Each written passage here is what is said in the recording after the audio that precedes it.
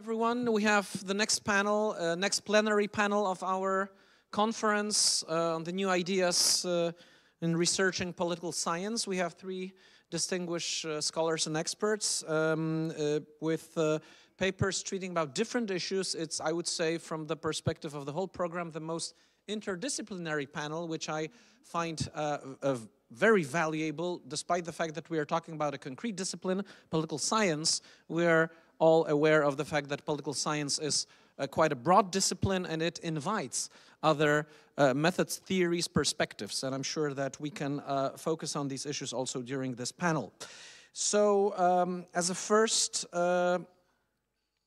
person who will present in this panel is Professor Galyna Zelenko from Ukrainian Political Science Association, head of the Department of Political Institutions and Processes, correspondent member of the National Academy of Sciences of Ukraine, and the title of the paper is Russian Military Aggression under Ukraine as a Catalyst for a Political Process, Regional and Ukrainian Dimensions. Please, the floor is yours.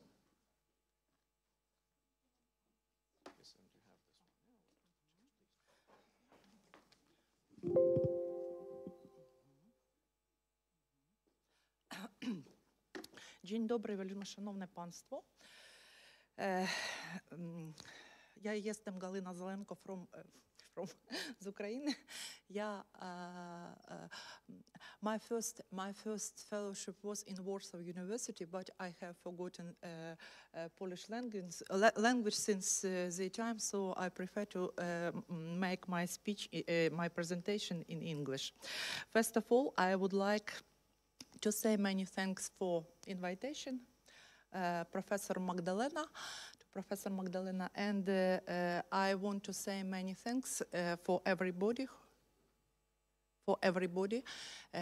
every countries who support Ukraine in so really hard situation. 5 minutes ago in Kiev finished air alarm, so it's really hard to speak about Russia aggression, but it's necessary to understand and to solve this problem for all people. As you see, the topic of my speech concerns Russia military aggression against Ukraine and the impact on political process in Ukraine and Europe. But before presenting the result of our researches, I would like to say a few words about our investigation. As you know, the topic of studying Russia, neither in Ukraine, neither in the world, was not given due attention. Russia was most studies in context post-Soviet space as one of the case of democratic transit with the specific and the problems. However, over time, it became clear that Russia case of democracy transit, it's not typical example. After all the public rhetorics of the Russian leadership and real political process testified to the establishment in Russia Federation, so-called managed democracy. Over time, this managed democracy acquires futures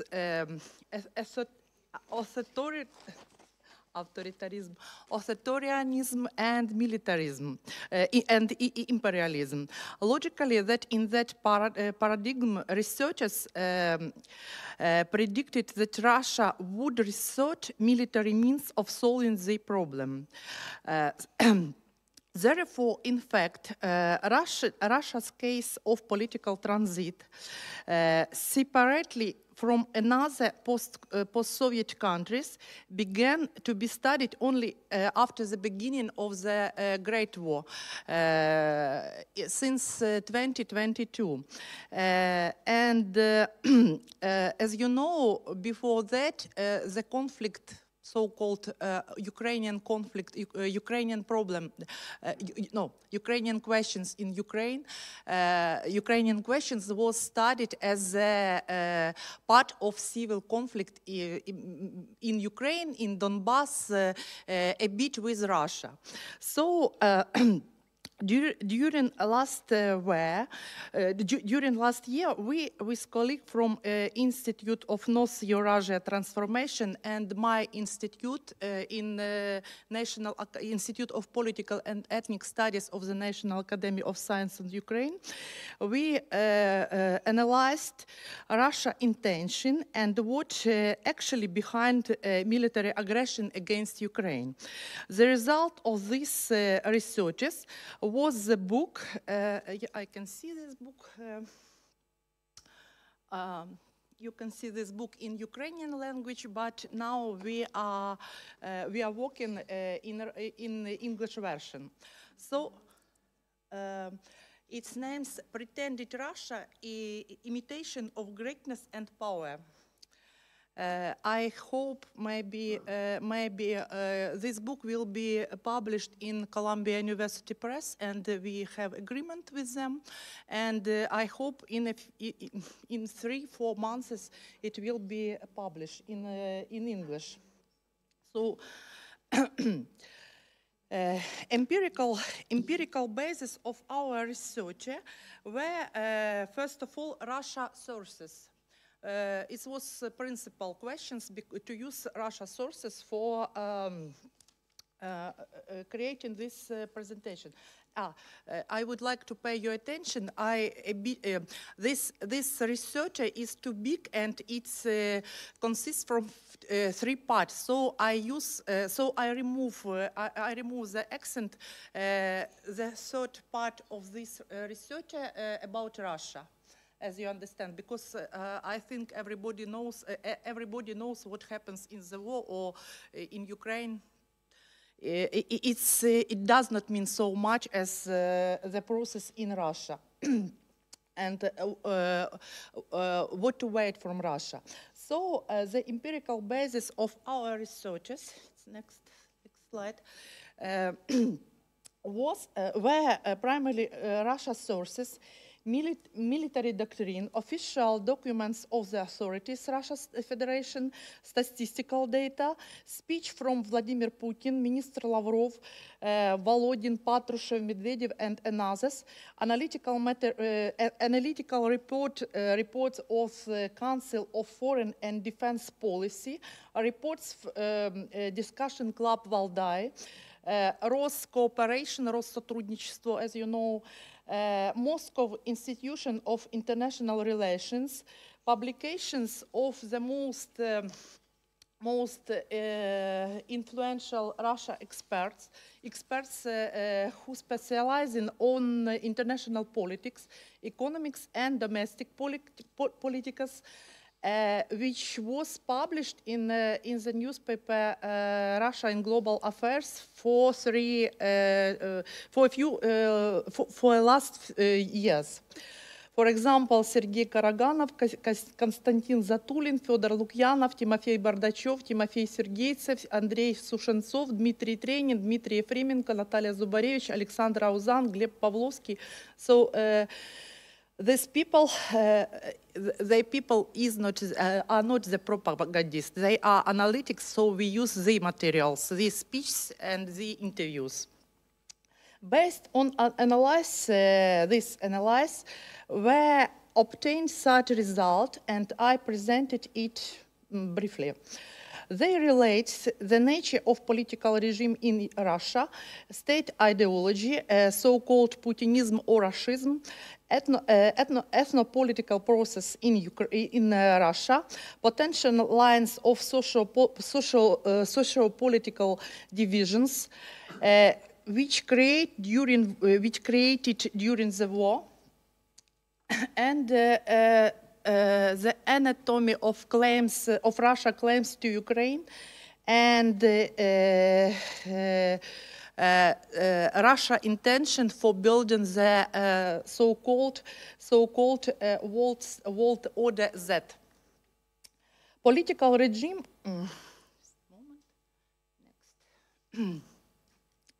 political regime which formed in Russia presents it and made claim for status great state. In reality, in fact, change the state, the institutes and the functions. The main essential features of this regime are as totalitarian, this regime finally crystallized during the Great War. This totalitarian has many new features which distinguish from each from another similar predecessors 20 years and which make it possible to see in synthesis totalitarian form. We named it postmodern totalitarianism. One of the main features of Russia due totalitarianism is assertion the role of information propaganda machine as key main apparatus of violence, informational and psychology and cultural violence, ensure control and management of mass emotions and moods of society, formation in the high level of subjection and loyalty regimes. The logic of development this regime leads it to export violence, in particular to the war against neighbors and external enemies, conduction subversive operation against pro-democratic countries. This regime is not ideological, indoctrinated, use the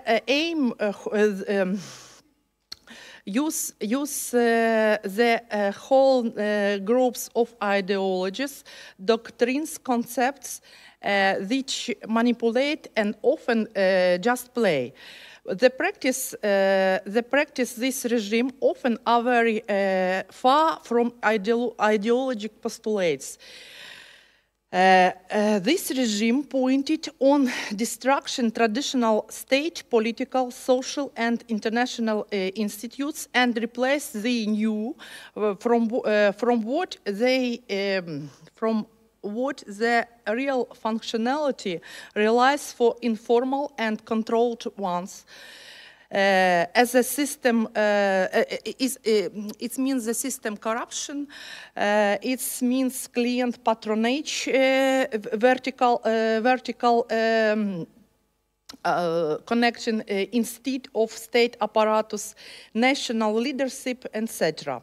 In international politics, new totalitarian Russia regime aims for destroying of world order within which Russia became the country which lost the Cold War, in relation to which this regime increased resentment and revanchism. Special components this version of totalitarian regime is establishment in the culture and the cult of management, state security bodies, so-called Chekism. I think you know this term, Chekism, as well as its nuclearism, the presence use powerful nuclear potential to put press for international partners. Putin regimes has demonstrated quite high level of adaptability and ability to mobilize society in the conditions of large-scale, intense military conflict, but the overall stability is hard, in our opinion, for to predict once because of the complexity. As for another side of this regime we called world power Z.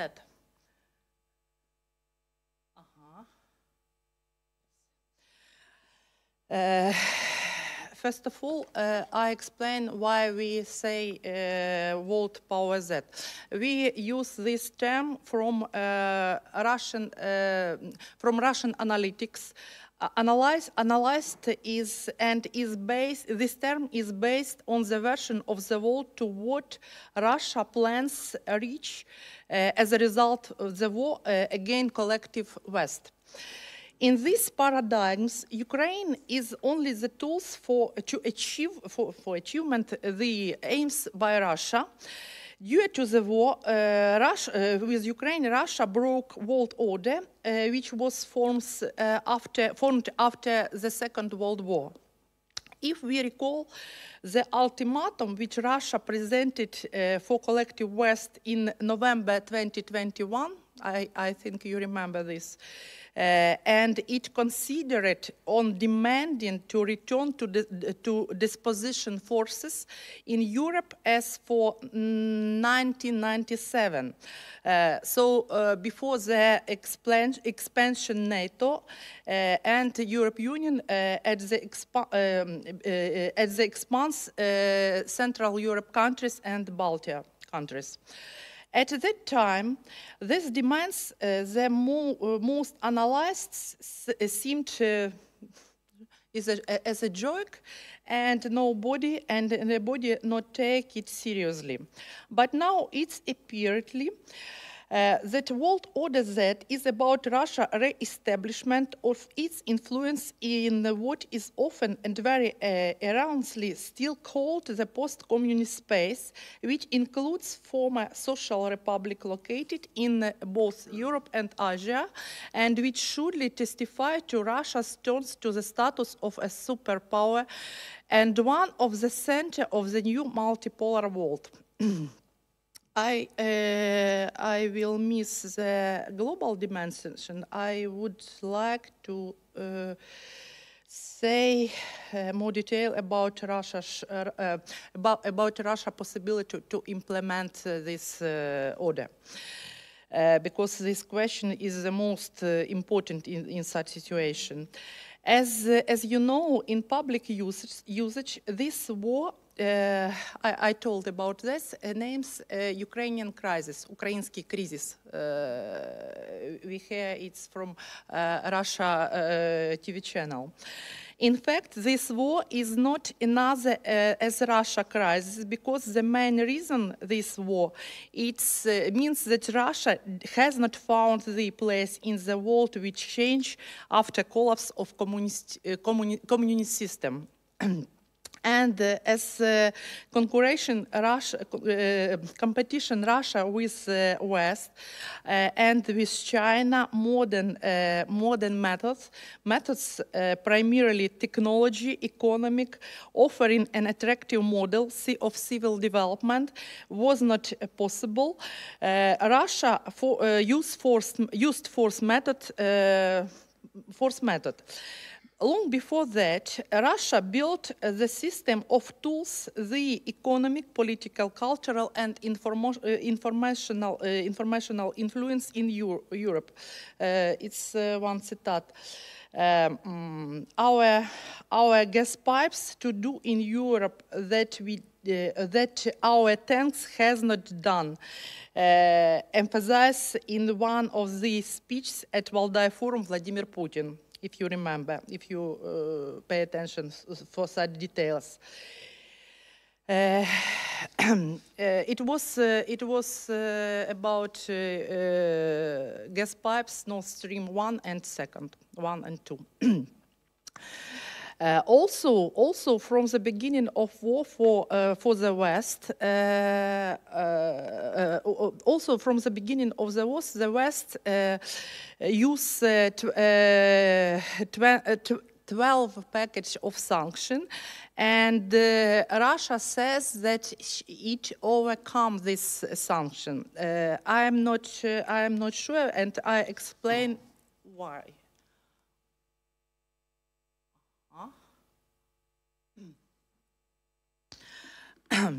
Now there are no data which, based on which we can objectively analyze real state of Russia economy after the beginning of war. But in our opinion, sanctions hit hard in Russia economic because at the first view, the level of GDP shows that Russia has overcome sanction press. From the one view, it's true, but from another, it is not true. Why? Because the main results of sanction is cutting of access to West high-tech markets and the collapse of energy relations with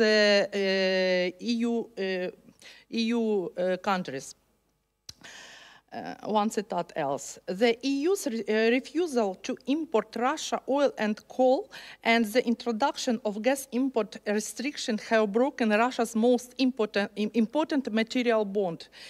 Lamented the long-time court Russian expert Dmitry Trenin. It's very interesting because he was the former, he is the former one of the leaders of Carnegie Foundation in Moscow.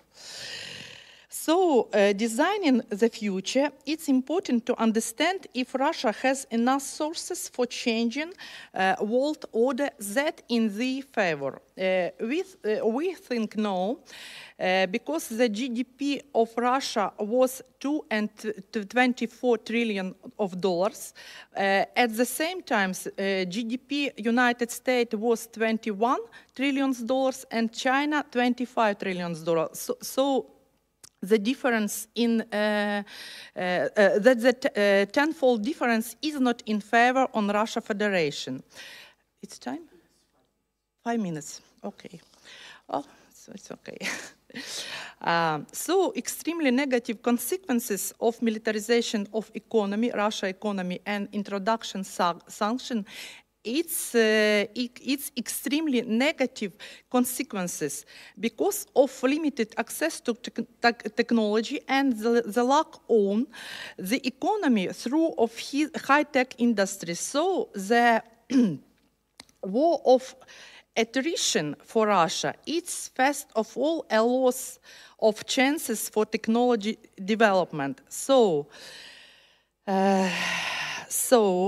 for the first view, now Russia Federation has enough money for war, but as famous Russia economist Alexander Auzan is the head of economic department of the Moscow State University, under Lomonosov, he says that this money will be enough for 2 or 3 years.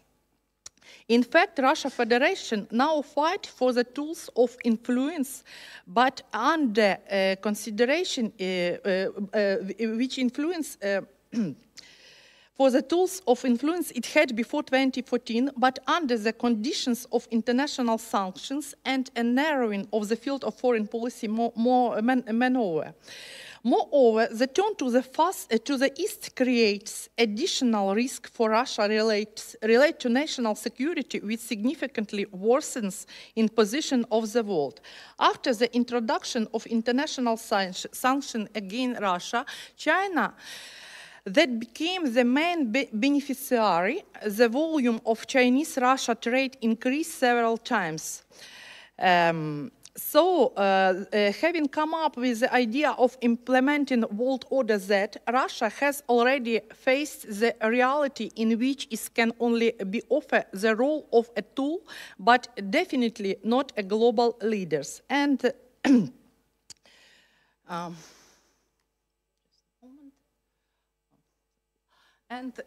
in concluding, in my opinion, now we don't have any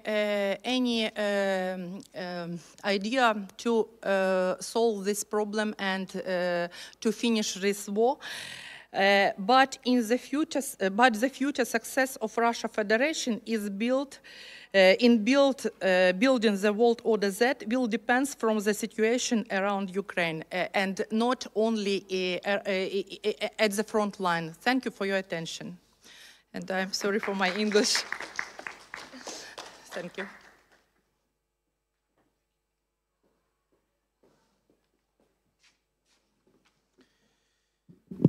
Thank you very much, Professor Zelenko. I'm sure you raised a lot of important issues concerning the definitely most important topic from the perspective of geopolitics, regional politics, domestic politics, international relations, and I'm sure that there are a lot of political scientists having their own also input into the research that you're conducting, and I hope we'll have a time for further discussion. Before I introduce our next speaker, if I just may ask someone to close the door because it's time of the break during the classes that are in this building, and I predict that it's going to be louder in the background. Thank you. Our next speaker is Professor David Duenas-Cid from the Koźmiński Academy. He's an associate professor and director of the Public Sector Data-Driven Technologies Research Center at Koźmiński University. Previously, he was an Horizon 2020 Marii Skłodowska-Curie Widening Fellow at Gdańsk University of Technology and a researcher of the University of Tartu.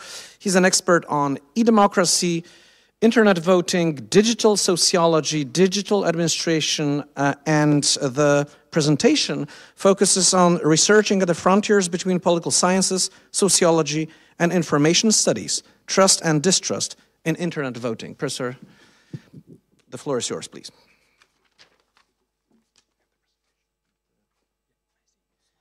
Perfect. Thank you so much, Professor Laidler. Professor Musiał-Kark, thank you also for raising the invitation. I guess that this is working well. Well, as I was introduced, I'm David Duenas-Cid, originally from Catalonia. I'm living in Poland for a few years. I've been working in different places in the last years. Amongst them, I was doing all my postdoctoral stage in Estonia, 3 years in Tallinn University of Technology, 1 year in University of Tartu. And I've been researching in different places, different countries, and so on. And I am generally working in this intersection between sociology. By training, I'm a sociologist, but also political science, because all my topics are related with political science, and information studies, because mostly I'm focusing on the digitalization of public administration and digitalization of administrative life. Said that because this is one of the roots of the things that I'm going to speak about, that puts me always in an inconvenient position, because when I talk with my colleagues in sociology, I'm an outsider because I'm researching on political science, but when I'm in political science conferences, sometimes I'm also an outsider because I'm a sociologist, and not to say when I'm researching with my colleagues on information studies for whom I am some sort of philosopher who is speaking a lot and not giving concrete data about anything.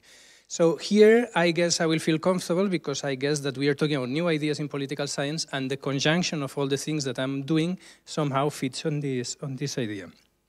These are the things that ideally, if the 25 minutes allow me, I will speak about. It's a long thing. I will try to make it short. If we have no time, it's not a problem. I can cut some of the things. But again, why researching between disciplines it's important? Of course, I mean, I think that political sciences, sociology, and information studies, they have lots of points in common. There are lots of concepts on the digital society that link together these three particular spheres. Also, and we don't need to forget, we have different methodological approaches, we have different understandings of certain concepts that they are familiar to all of us, but we see them in a different manner, and that brings to having some kind of interesting interdisciplinary debate that I think enriches, at the end of the day, the three spheres, at least where I am working. And we don't need to forget that quite often when we are applying for funding, which is the ABC of our work sometimes, they require interdisciplinarity, so I think we all need to make an effort to focus on this particular idea. And internet voting fits really good on this conjunction of things. Internet voting is a technological issue that relates with democracy, and that has lots of things to do with how we understand from sociological perspective our society. So, for example, I'm one of the organizers of one of the main internet voting conference existing, eVote ID.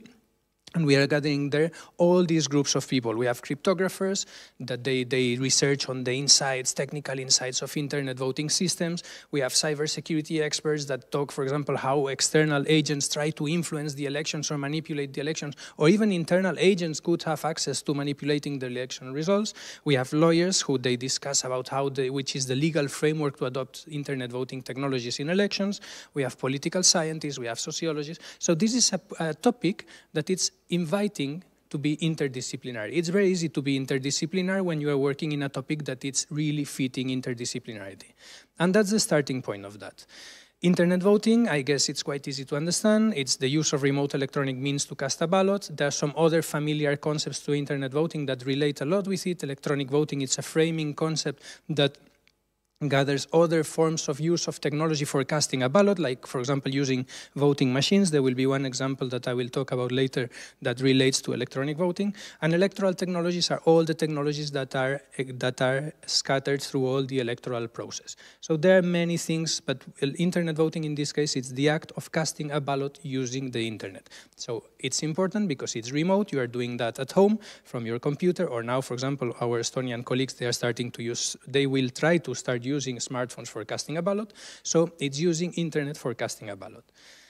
There are lots of things that we could hear about internet voting. I mean, there are lots of expectations that they are not always necessarily accomplished. So, for example, internet voting is reducing the cost of a ballot because we engage less people in the process of casting a ballot. We don't need to have people in the electoral, so many people in the electoral school and so on. And on my time in Estonia, for example, we did one research that we were proving that there are different cost efficiency is different on internet voting and in other voting systems. Internet voting increases the efficiency of electoral management, but at the same time, it also increases the organizational complexity because there is no country that is using just internet voting as the only way of casting a ballot. All of them are using internet voting in parallel to other systems, and then we need to integrate them when we are counting the results and when we are doing the things. Internet voting obviously increases the risk. Internet voting is many people have the expectation that internet voting is going to increase the turnout, but academia didn't find conclusive response to that. In some cases, like for expats voting, it seems that it increases the turnout. It was proven in the case of Switzerland, for example. In the internal voting, it's not always like that, but what is for sure is that it increases the convenience of the voting process because it makes it easy, under the assumption that if we make voting more convenient, more people will feel appealed to vote if they are willing to do it. Internet voting helps creating habit. People who use internet voting, they are not coming back to paper, and internet voting has a potential of transforming some things on our understanding of elections in the way that if we create an internet voting system, we can, for example, have elections more often because we have already the system in place and it's not so costly to call for elections again because we have already a system that it's working.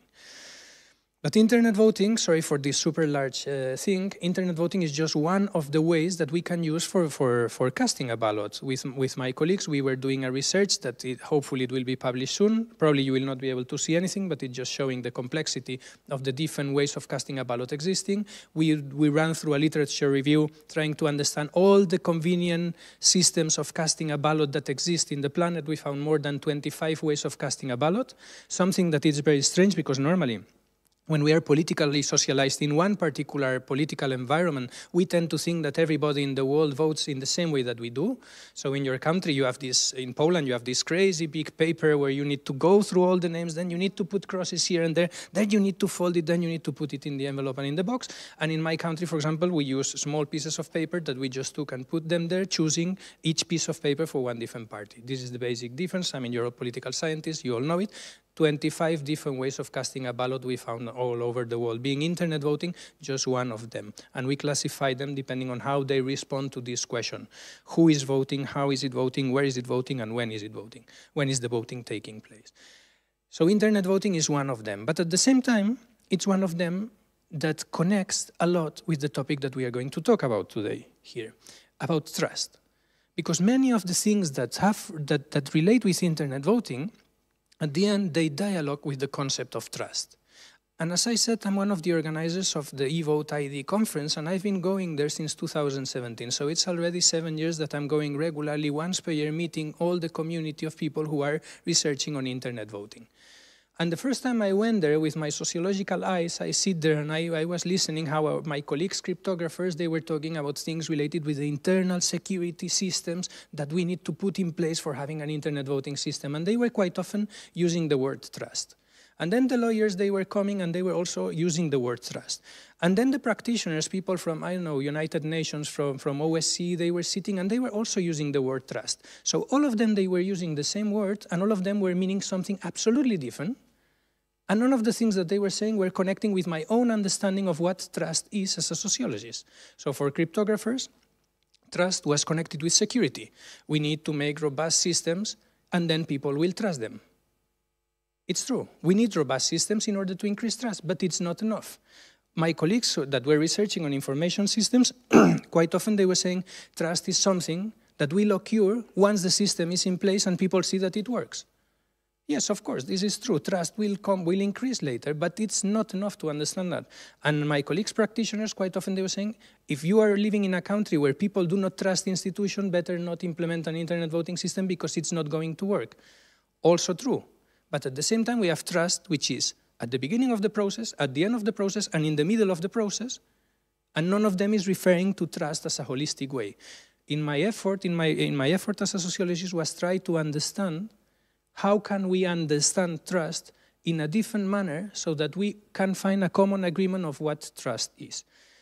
Therefore, I prepared one project where I was collaborating with my colleague, Professor Musiał-Kark, that it's called the Electrust Project, in which we were trying to understand that, basically. What do we understand by trust when we are talking about internet voting? And how trust dialogues with internet voting? In which moments we need to pay attention to trust? And we decided to introduce a second concept, which is the concept of distrust, and I will subsequently define both of them, because I think they are in an interesting logical combination.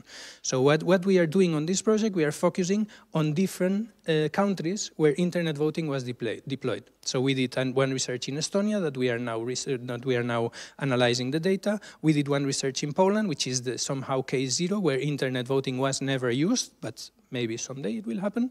We were researching on the Netherlands, we were researching in Australia, in New South Wales, and we will be researching in Switzerland this spring and in Norway next year, countries where internet voting was deployed in some moment or some plans were done on that. And we are doing that using two means, so just a fast methodological note, interviews with experts, and then the development of a Q methodology experiment in order to see how citizens react to the contents that experts are putting on the table. So, step one, we need to define what trust is. And defining trust, it's a very complex effort. If I would ask to all of you to provide one definition of trust, each one of you would be able to come with a definition because you all know what trust is. You know what does it mean to trust someone, you know what does it mean to trust something, so therefore it's a concept that is very used in our everyday life. And that makes it very difficult to define from a scientific perspective. When everybody knows the definition of something, having a definition that gathers the understanding of everyone turns to be a really complicated thing because everybody can focus on different parts of that. Also, trust has lots of neighboring concepts. It's not the same, the concept of trust and the concept of trustworthiness. It's not the same, the concept of confidence. So going in the literature, sometimes these concepts are used interchangeably, but it's not the case because they refer to some other different parts. And finally, is the relation between trust and distrust. One of the things that we put checking the literature is that, first, trust is a human mechanism to reduce complexity. We trust, for example, you trust that the organizers of this conference are bringing people interesting, so therefore you came here to listen to things that we might say. If you wouldn't trust probably your colleagues, you would need to continue, ask yourself, is it interesting and worth to go to this conference? So somehow trust is reducing the complexity of our everyday life, and then we don't need to ask ourselves questions about should I do these kind of things, because you trust that other people are making wise decisions on your behalf. When we talk about political life, this is on the ABC of elections, for example.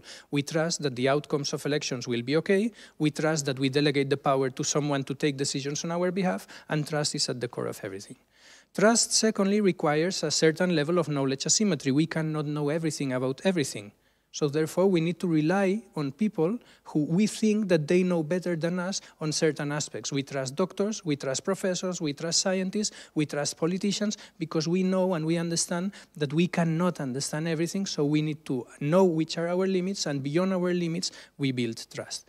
And trust, and here, I think a professor from this university, in fact, Piotr Sztomka, he did a sociologist from here, he was making a really interesting research in which he was understanding, for example, that in order to trust, we need to distrust. So distrust, it's at the foundations of trust somehow, because if we don't have a certain level of institutionalized distrust, we are not able to build trust because we are in a complicated situation. So therefore, we have different references here that they can bring to a definition of trust, and internet voting is at the core of that. Normally, when we think about trust, there are three different types of trust that always comes to our mind. Interpersonal trust, so trust to other people who is next to us. Institutional trust, so trust on the institutions that we commonly gave to us in order to manage our life. And finally, in this case, trust in technology, so the fact that technology is going to perform the things in the way we expect. And internet voting, interestingly, gathers all of them. Because internet voting works because we have a sort of technology that we need to trust, that we need to rely that this technology is going to do the things in a proper manner, but we also need to trust on institutions that are implementing technology. For example, connected with the previous speech, Russia has an internet voting system. Generally, people do not trust much on the Russian internet voting system, not because the technology is going to be good or bad, but because institutionally we don't trust that the democratic systems of Russia are going to work good. Therefore, we don't trust whatever tool they are using for making whatever decision they need to make.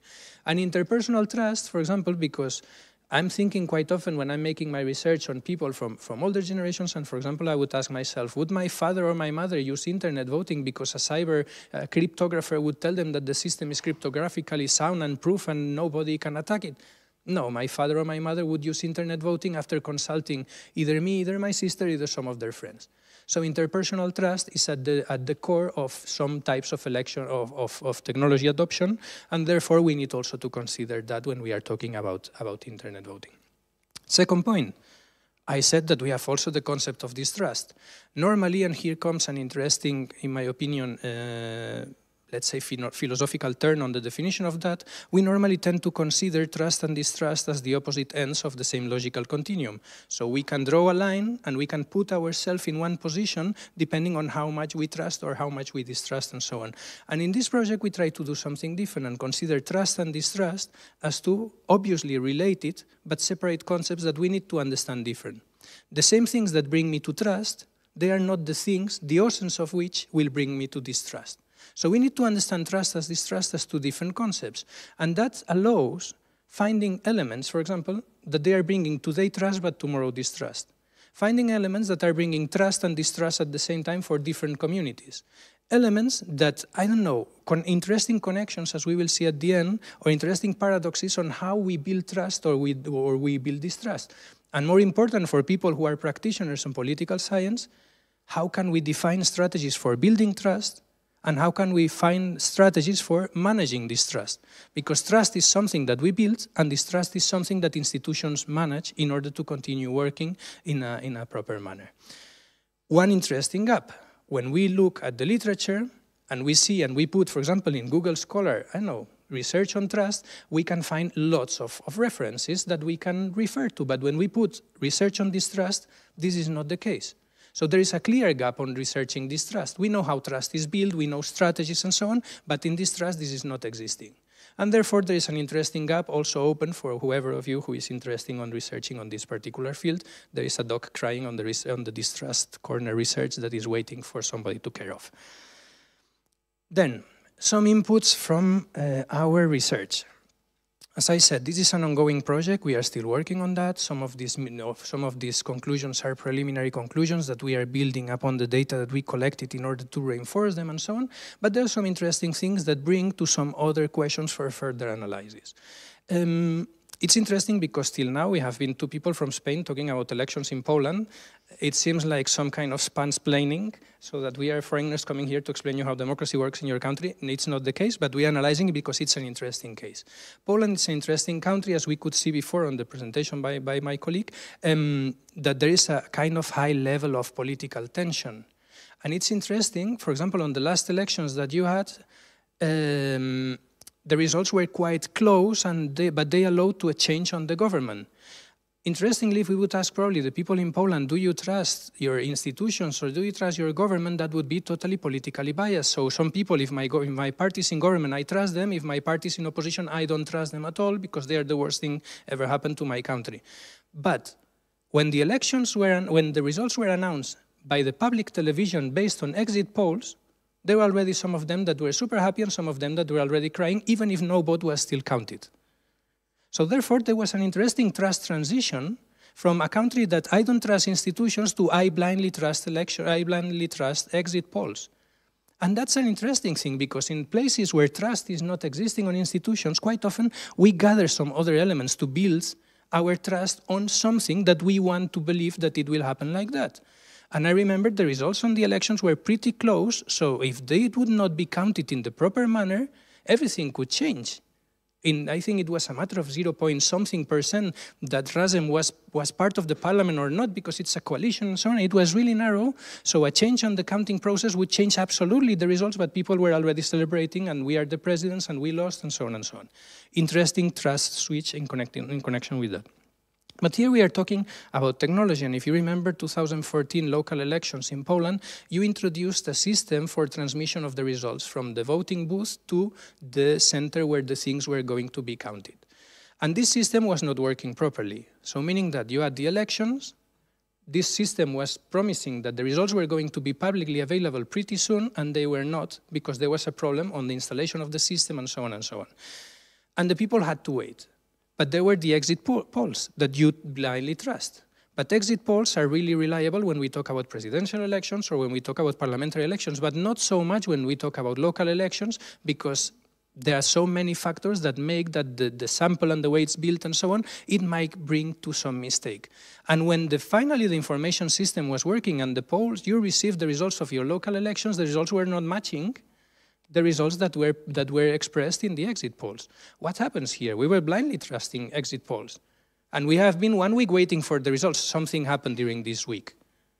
So the system that was going to bring trustworthiness, efficiency in the process of counting the votes, was somewhere raising this trust that the results were as we were expecting, because all your trust references in this moment, they were corrupted or they were not working as it was expected.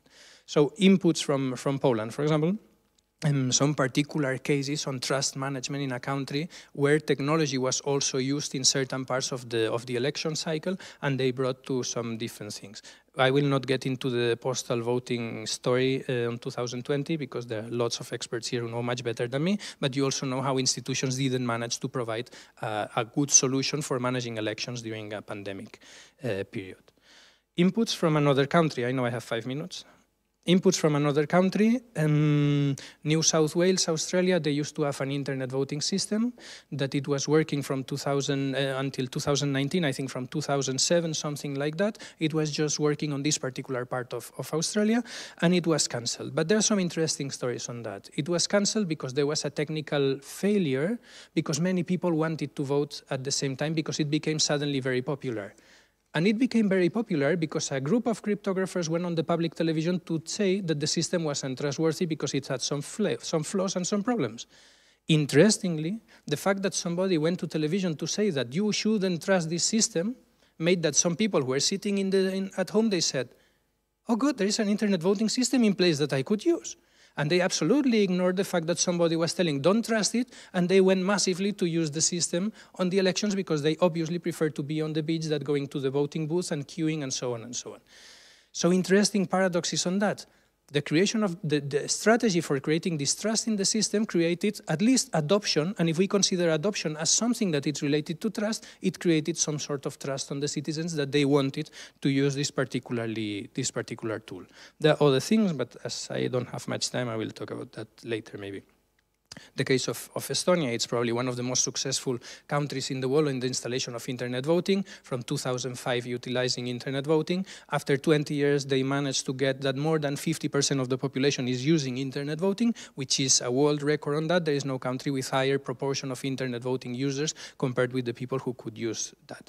But still, there are some voices that distrust internet voting system, although Estonian internet voting system, although it's the more generally trusted system existing in the planet, there are some voices that they say that you shouldn't trust it, and mostly come from the far-right parties in Estonia, that using the same strategy as Donald Trump with postal voting, they managed to create an interesting system in which on their campaign they are saying, don't go to vote on internet voting because internet voting is not working good because the government is changing your ballots. And then when the results come, they say, you see, we have no voters on internet voting. That proves that obviously the government is changing the results on internet voting. Of course, if you're telling your people don't vote using internet voting, they will not vote, and the results are already there. So it's a winning legend, a winning story that will justify a political strategy. So distrust can come from external outsider or from even internal members who want to delegitimize the use of technology in elections, although probably it's one of the most secure systems existing ever. Finally, 1.5 minutes I have. In the Netherlands, they were using machines for voting. This is the case that it's more developed, and there will be a publication summarizing that probably somewhere this summer, in which they were using machines for casting their ballots. So it's not internet voting itself, it's electronic voting. But those machines, they were proven to be untrustworthy by a group of hackers. And they did it in a really brilliant manner. Just before elections in 2006, they went first to the office where the machines were stored, and they said, hey, we are going to make a demonstration in a school.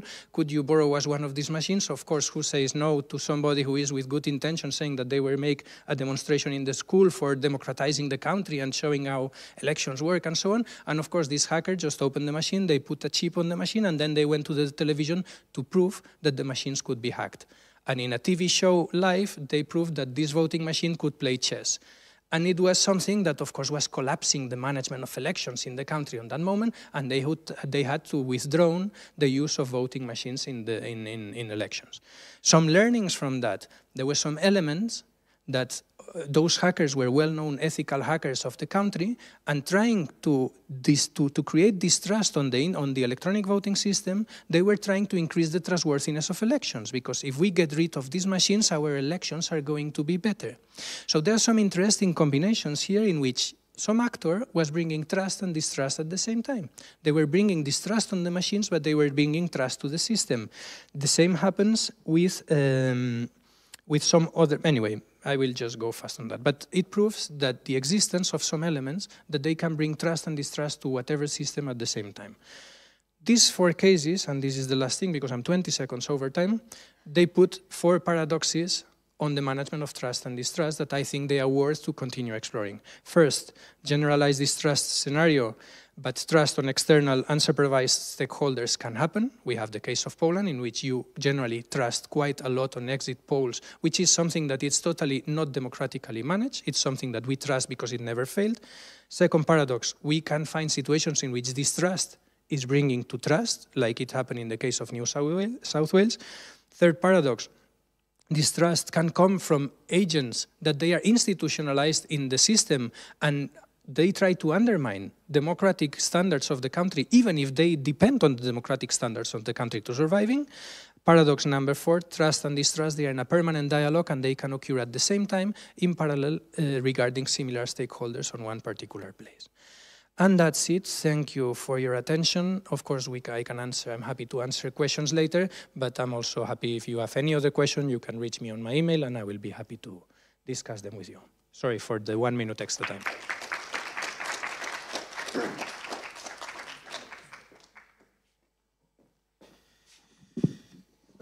Thank you very much, David. You raised a lot of important issues. As you mentioned at the beginning, it was a very interdisciplinary perspective, and I hope you felt well as a sociologist in a group of political scientists. You had your clock and you were very strict, so you did have also this third element of, mathematician or informatician there. But the topic of elections, of course, is, from the perspective of political science, is very important, and especially trust and distrust. Very interesting perspective on how distrust is not yet explored in a way. But one thing which made me really trust your research more, you said that people trust professors, and I would like to see some more empirical examples of this later, maybe. Thank you very much. Last but not least, Professor Teresa Sasińska-Klas, today from the University of Information Technology and Management in Rzeszow, but as a matter of fact, most of the research life connected with the Jagiellonian University, with the Faculty of Management and Political Communication, and the expert on the research of public opinion polls, social communication, mass communication, sociology of politics, and various techniques of, as was mentioned before, researching the public opinion polls. This will be also an interdisciplinary perspective, and it's also important to acknowledge that Professor Sasińska-Klas used to be a vice president and president of Polish Political Science Association and a member of IPSA, so a lot of good connections here. Mediatization of politics, politicization of the media, the new dimension and challenges. Professor, the floor is yours, please. Thank you for the invitation, because to discuss the new challenges in political science is always a current issue, because it's not the discipline when everything is simply answer, and we can say that, okay, it's enough, we said everything. However, one topic which I found as sociologists and political scientists like you, which is a very unique situation, that it's the same panel representative of both these disciplines are present together. I would like to focus your attention on the mediatization of politics and politicization of the media, because we are facing this relationship, which are very, let's say, dynamic one, and very progressing, strongly progressing in the contemporary world. It means political scientists per se should turn a little bit the interest, or I think a little bit more than till now, in the era where the relationship between politics and media is necessary to analyze. Will be probably better to find the answer when we are trying to understand the logic of the contemporary politics. And in my opinion, not only in my opinion, but I am of the same opinion that mediatization of politics is not a new phenomenon. It was always, the question was the position of media, the development of media, especially from the technological point of view. However, something what is interesting today is the mediatization of the public sphere in much broader sense. You know, we can analyze the situation. And the mediatization is a challenge, is the challenge for the present. And we see a very clear tendency towards mediatized politics. If we like it or not, this is the unquestionable fact. And the process of mediatization affects most areas of the social life of citizens in the contemporary world. And it is part of the element of social modernity. It means we cannot analyze all social problems and issues only from the positive perspective, constructive, but some destructive elements are part of the reality. What the previous speaker was telling about the trust and distrust. We are very good in the case of the distrust, especially in Poland, the distrust in law. And could you imagine yourself how we can transfer distrust in law, which is on the ultimate level, to the level of expected trust in a legal system, in law, in legal regulations? It's only the question to the previous speaker, but I would like to return to the mediatization. The mediatization is, it was explained by media analysts and political science in the most simple way by Friedrich Krotz from Germany, as a certain set of processes resulting from the changes both in the media themselves and social and cultural changes. Very, very simple, definition. But it's showing us the era of the analysis, the framework for the analysis. And today, the citizens are living in a media-saturated world, exactly. and media-saturated conditions, which are influencing very efficiently the social process, the social life. It means it's a very dynamic process, and we should present a very dynamic perspective.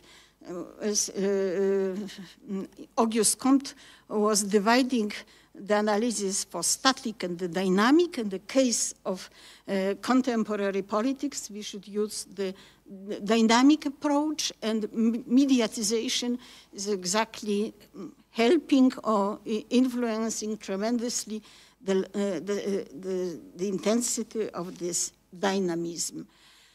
And there are three paradigms which are formulated to analyze the mediatized politics in a contemporary world. First, the paradigm of everyday life. It means not directly connected with politics, but is presenting a broader background. And our life is simply very actively, more and more, because of the development of new media. The word new media today is a little bit outdated because all media are new media. And the new media are not the new, because they exist and they are in operation and use for last 20 years. It's something, of course, when we see someone who is 20 years old is a young person. But in the case of media, media which are 20 years old are not so new in this sense in which Paul Levinson was trying to describe them.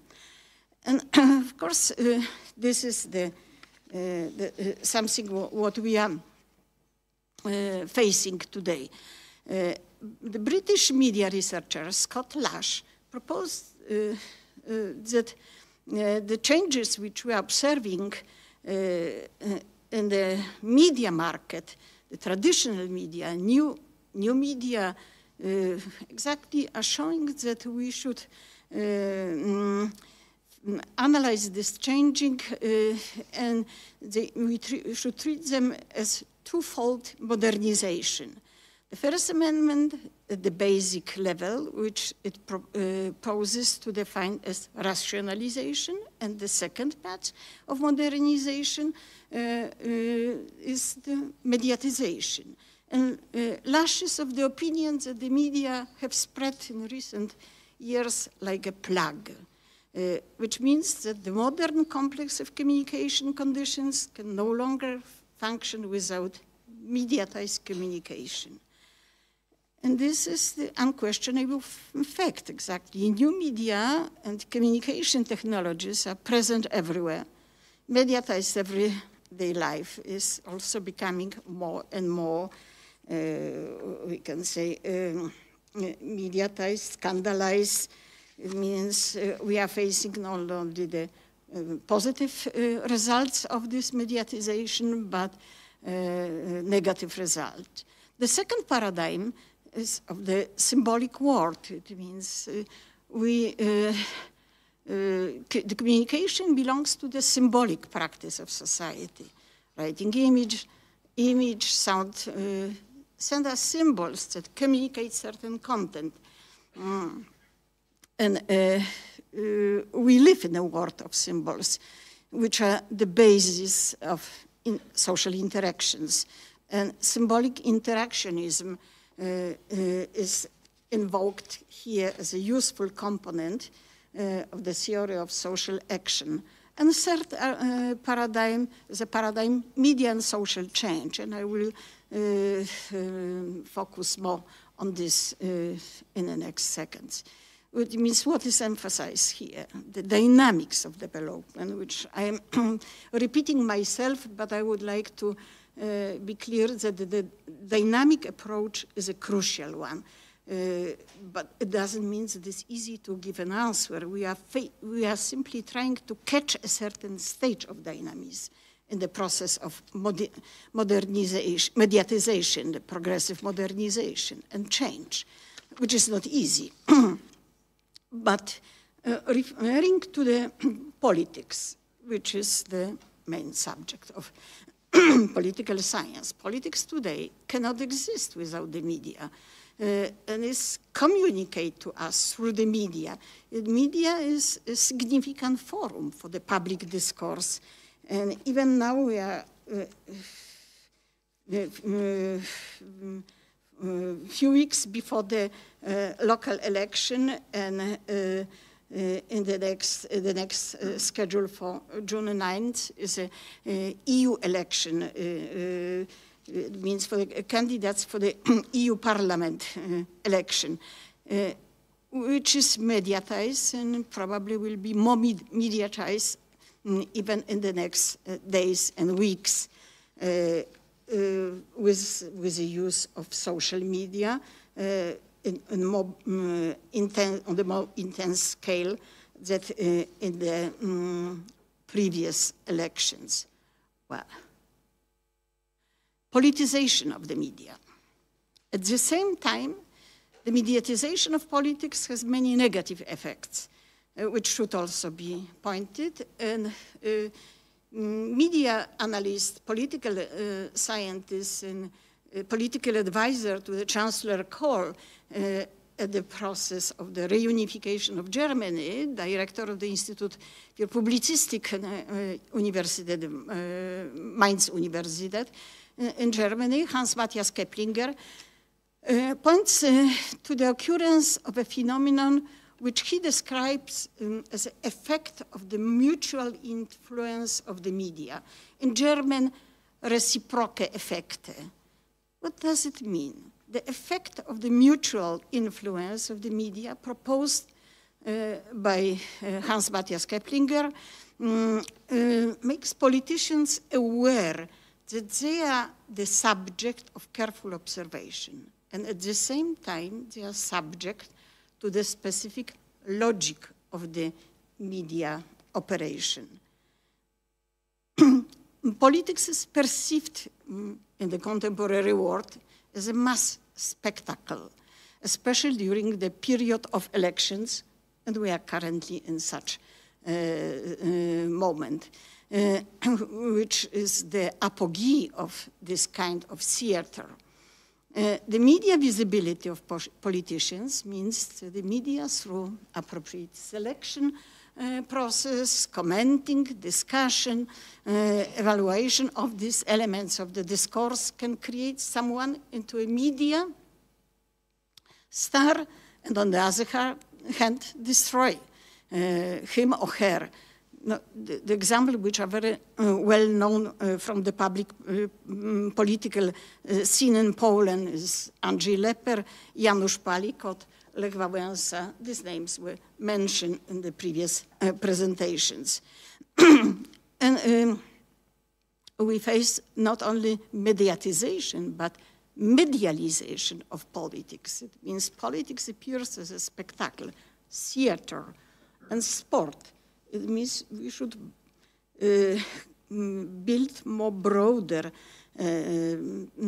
analytical perspective to analyze it.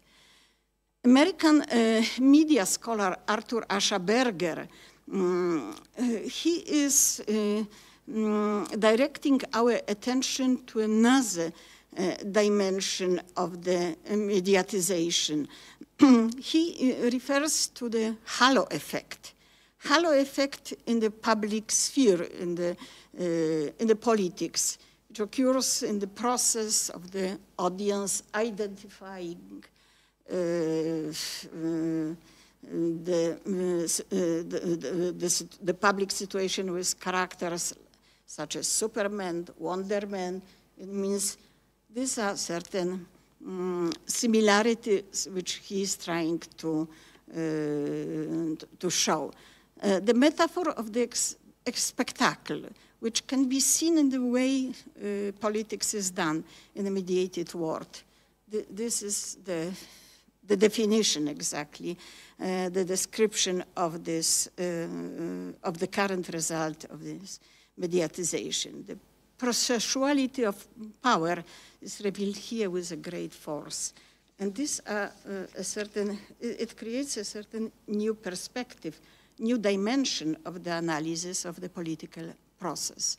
Now returning to the political science per se, the dominance of form over content has led us to the emergence, according to Bonavecchio, a new type of politicians, which we can point out a number of such politicians, and we describe them as virtual politicians. He or she is a skillful manager, an effective manipulator who creates an image of himself, herself, as a character with whom everyone can identify, and the image of his or her party as an executor of a program that satisfies everyone, the end of quote of Bonavecchio. And how is the time is still a little bit, I have. And the politics is more and more often shown in the form of a fight as a spectacular sport. I think political scientists do not even try to analyze this, let's say, operational level of politics using such parallel. However, it's possible to find interesting conclusions when we try to open our analytical approach and use such a comparative perspective. Why? Because, watching the public scene, we can say that journalists sharpen the climate of political debates in every country, not only in Poland. In every country, such a situation is taking place. And they stimulate the emotions, and they tried to present controversies. And these controversies attract the public opinion, public attention. And there's not enough room for non-aggressive information. We are now in the, we should be in the more advanced stage of the debate for the local, in the local election. However, we are not in such advanced and efficient stage of the public debate because of many reasons. However, non-aggressive information, on the one side, does not invite us to this garden, to the political garden. On the other side, it should be less aggressive. The public discourse, public debate, exchange of views, programs and models. And it's actually the question is, how to find the golden solution, the satisfactory level and dimension of it. It's not easy to answer. And of course, watching this stage of the mediatized politics, we can easily to say that it helped, in quote, to the crisis of democracy, exactly. It intensified democracy,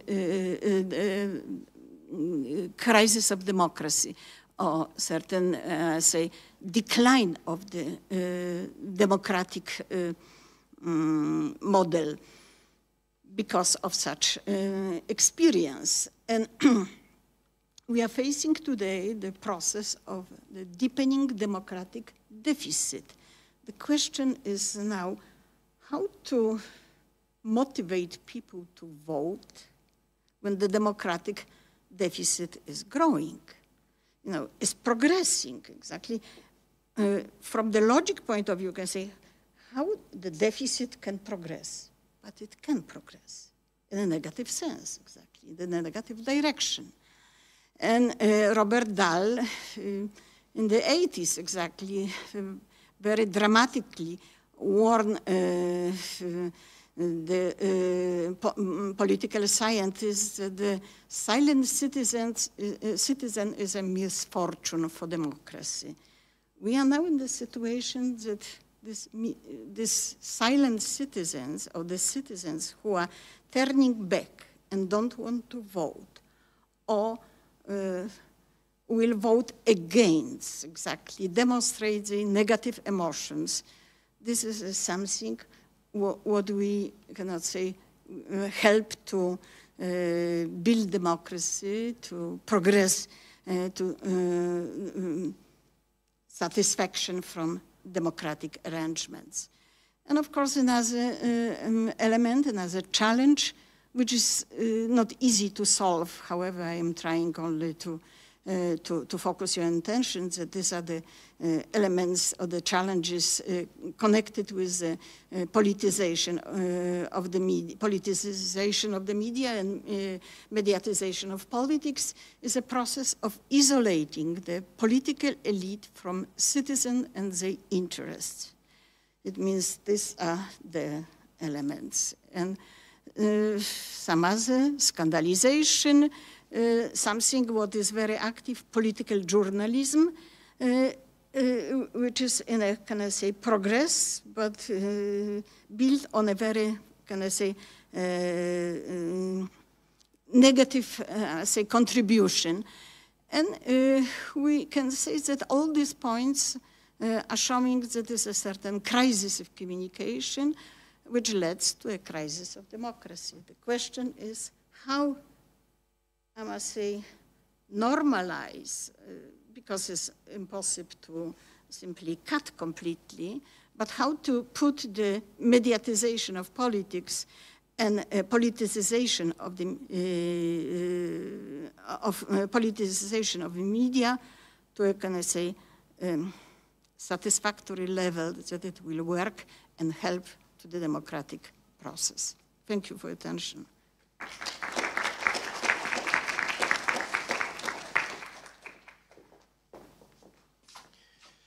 Thank you very much, Professor, for raising our concerns over maybe not new concepts, however, the perspective, which is important, especially looking at concrete empirical examples, which we were referring to, how mediatization looks like today, how media are politicized. And this is another proof by which we can state that political science definitely needs to turn also not only to sociology, but also to media studies, to communication studies. And it's really impossible to find proper answers to big questions that we are all posing as political scientists. Thank you very much for your presentation. I would like to thank all the three presenters. I'm aware of the fact that according to the initial program, we are almost out of time. However, we started 10 minutes later. Therefore, we definitely have up to 12, 13 minutes for your comments, suggestions, questions to the panelists.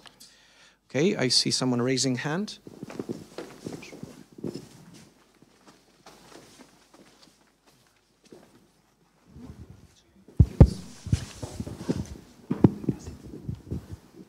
Thank you very much for inspiring presentations, Kinga Schlesinger, European Parliament Liaison Office in Poland.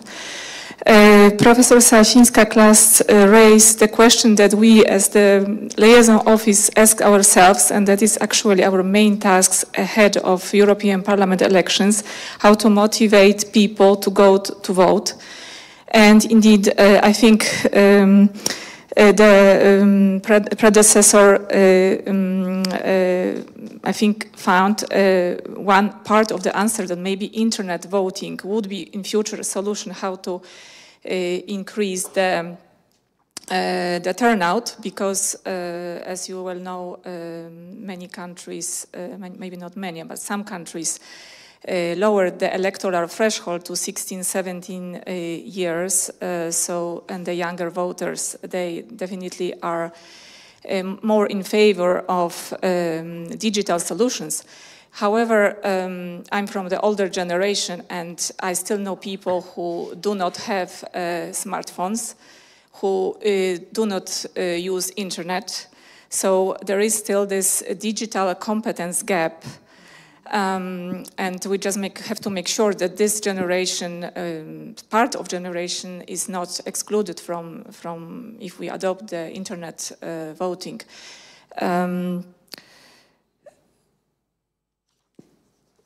I also would like to point out to the psychological aspect of internet of voting. I speak from Polish perspective. We go to the polling station. This is sort of a solemn act. At least for me, for some people, this is not the same as, you know, go on internet and vote. Maybe you mentioned that in Spain it's some kind of little piece of paper is probably different, but as you mentioned, we have this big piece of papers and often, you know, after Sunday Mass, you know, in countryside, you know, families go to the polling station. So there is still this psychological aspect that I think might be lost for certain parts of the population, for older generation with internet voting. Thank you. Thank you very much for your comment. Does anyone would you like to comment on these? There's a mic. First of all, I completely disagree with Kinga that she's the representative of older generation. I can't accept such statement. Excuse me. However, returning to the other part of your question, the digital competence gap in Poland. This is, I must say, I do not see the risk, the danger in this gap, because the gap is declining. The question is what David was telling, trust and distrust. The question is distrust in politics, which is growing. I must say, distrust is in a good shape, in quote. In the country, in many countries, and in the case of Poland, is in a very good shape. The growing, progressing distrust in public institutions, in a political system, in a legal system, which I mentioned, because the highest level of distrust in a contemporary situation refers to the legal institution in the country. The question is now how to motivate people to make a decision, to vote, to support, or to reject certain political groups when the level of trust is so limited, and it demotivates people instead of motivates them. The technological, I must say, gap is simply not the biggest issue right now. Maybe 10 years ago, 15 years ago, but not now. You know, when you see the young generation, just 18, 20 years old, young people, 18, 20 years old young people, for them the technological gap is not existing. The question is, are they inviting to simply situate their position on the public scene in the country, to vote, not to vote, and so on. This is the dilemma. This is the challenge. And I will add just one thing, because it was appealing to some of the things that I said. There is normally this idea that internet voting is going to increase turnouts. I was saying something about that before.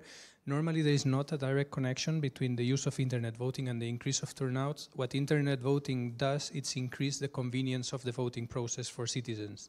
And that, of course, has an impact on turnout. But there is one common sentence quite often in electoral management that answers quite good this question, that is like, a good voting system per se will not increase turnout, but a bad voting system will decline the turnout. So if we make, and yesterday, for example, when we were having a dinner with Professor Casalbertoa, we were talking about that, about the Spanish voting system for expats. It's a really cumbersome, difficult, long system that requires that you need to be really motivated to go to the Spanish embassy, to subscribe yourself, to wait for the letter that might arrive late, to go again to the postal office, to send it back and so on. It takes so many steps that you really need to be highly motivated. And we could see it, for example, on the last Polish elections. The queues of polls in the UK, for example, embassies like queuing for hours in order to vote. a system that is cumbersome requires lots of people who are really willing to exercise the right to vote in order to do that. And internet voting decreases that, so makes it cheaper for voters, but they still need to want to go to vote. So we can work on the convenience side of the voting process, but not necessarily with the willingness of citizens to vote, that goes on the other part. And second comment about this sacrality of the vote. Going to the voting station, to the voting booth and putting the paper and so on. Of course, yeah, it is. I mean, voting, it's a part of political socialization, right? When our kids start to be older, we go with them to the voting booth to show them how it works and so on. The research that we were doing in Estonia, for example, it shows how generations who are 18 years old, the first time they go to vote, repeatedly they go with their parents and they go to vote in paper. The second time, they never go back in paper and they go online and they never come back to paper because they are more conveniently using this kind of system. So this story, it's always there, and it's one of the things that it's commonly said in relation with internet voting, that it loses, obviously, the sacrality of the vote, but it will create other protocols, other rhythms, other elements that we will refer to when we will explain and we will politically socialize. Okay, thank you. Please. Leif Kalev, Tallinn University, Estonia. My question goes to Professor Galyna Zelenko. I think you nicely outlined the current tendencies in Putin's regime towards totalitarianism, aggression, and so on. But in every regime, there are also seeds for change. And we know both from Russian imperial history and then Soviet history, there were periods of more oppressive and more flexible rule. So have you also discovered some new aspects of possibilities for moving towards moderation in the current Russian regime? Thank you. Please. Thank you very much for your questions. In my opinion, now in this situation, the best influence for Russian political regimes is Ukrainian army, because we don't see nothing which can change situation in Russia, because as you know, the supporting of population, Russia population, the war in Ukraine is maybe 70%. So I don't know any idea. Thank you. Thank you very much. Do you have any other questions, comments? Magda, please.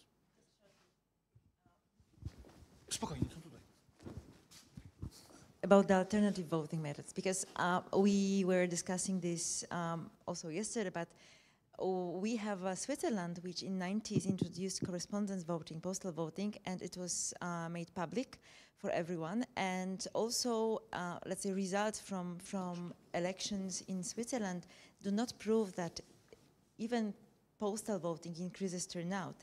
It is like David said, it is making the voting more comfortable for citizens. But on the other hand, there is also the question, if we have to, just answering to Kinga, if we need to mobilize people to participate, because we've got different schools looking at this. Participationists say that, yeah, there is a need to involve people in democratic processes, but on the other hand, elitists say that, there is a question if citizens are educated enough and if they have knowledge to vote about, in many cases, very complicated issues. And that is also the question. But of course, to build strong democracy and to build strong society, democratic society, we need to be involved in democratic processes. And of course, I-voting or correspondence voting is a kind of solution to mobilize people to do that, and because it makes it more comfortable. But also from Switzerland, if in the beginning of 2000, they made some pilot votings, pilot i-votings, and the results of them was that, you know, there is a transfer of voters. There is no increase in turnout, but those who voted by post transferred to vote online, and that is also kind of result of this introducing of additional voting methods. Okay, thanks. I would like to thank you for all three speeches, and also for bringing up the Piotr Sztompka's definition of trust. And I remember you said that, in your opinion, there is a space to do the research on distrust, yes? In my opinion, this kind of research is already in place, but not necessarily is called that it is research on distrust. And one of the example is my field, the research on conspiracy theories as part of political culture, which is often understood as deep distrust toward institutions, yes? And then the problem is not only how to make people trusting different institutions, but we have also this institutionalization of distrust in bubbles of the internet, and a lot of small groups which institutionalize, and we should do something about distrust, yes. And the most interesting thing is that when I want to refer to the research which I made not so long time ago with Paweł Ścigaj from this faculty, about which groups distrust most several narrations also related to the war on Ukraine. The interesting fact is that the highest level of distrust is among young people who spend a lot of time in the internet. Yes, so not the old people, as most of us tend to think, because in the past, in the 90s, those people were, let's say, in new situation, they didn't know how to struggle with the new situation, and we usually think that the oldest people have problem with distrust. But what is a new phenomenon right now? It's distrust among young internet users. This is more like comment, but I wanted to add this here. Thank you. Thank you. Any? Yes, please. No, yeah, I'm sorry. Yeah. Yeah. Thank you. Yeah, I celebrate that there is research, of course, focusing on distrust. Probably, I mean, I think that we can agree that there is much more research on trust than on distrust, but it's very interesting that there are that there is research, of course, that is focusing on this particular part, because I think that on the last years, one thing that happened, especially with the digitalization of political life, is that it's much more visible which are the channels of creation of distrust. Something that before it was invisible, and that's allowed to understand this kind of lack of distinction between trust and distrust. As soon as we realize that the channels that create distrust, they are not the same, that the absence of them create trust, it's easier to focus on this kind of research. So I think I will be very interested later in getting your reference and reading a bit what you're doing. Thank you. I would like to simply present only one case, which is a very current one. It wasn't discussed publicly. That means the media did not touch yet this issue, but it will come. As you see, and we observe, we watch in the media every day the farmer strike in every part of Poland, but the most intense is on the eastern side, close to the border with Belarus, Russia, Ukraine. The one group which is presenting a newly created distrust, young students on the high school level in agriculture high schools, technical rolnicze in Polish. It's a very interesting signal which is necessary to observe, and the question is if this is only temporary signal, is simply current emotional rejection or reaction for this situation, or it can progress in a very risky direction. The pupils who are finishing or who are in this final years of the education in agriculture schools, technika rolnicze, are giving a signal, expressing that they will take a part in a local election and EU elections, and they will vote against. Why? Because of the farmers' protest. And they are giving a signal telling that they want to complete the education and leave this profession. They don't want to approach the market and they are almost qualified or close to get the formal qualification to work professionally as farmers and modernize the agriculture sector. They try to explain why it happened, why they are thinking, why they are discussing the situation and diagnose in this direction. Because of the parents, farmers, the environment from which they are coming, and educating themselves. It means they represent the villages, small villages, and the whole climate in this group is influencing them.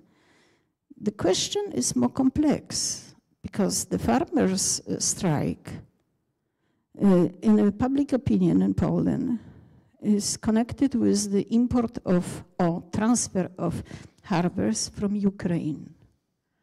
But the majority of this transfer is coming from Russia, or it's a Russian harvest which is coming to Poland via Kazakhstan and other countries. How will reduce the level of distrust, which is today, we can say, on the modest level compared to the situation where it will be revealed publicly by the media, when the media will catch this information and work on it, and the level of distrust will be rapidly growing in a very risky direction. This is my only comment and question. Thank you very much, Professor.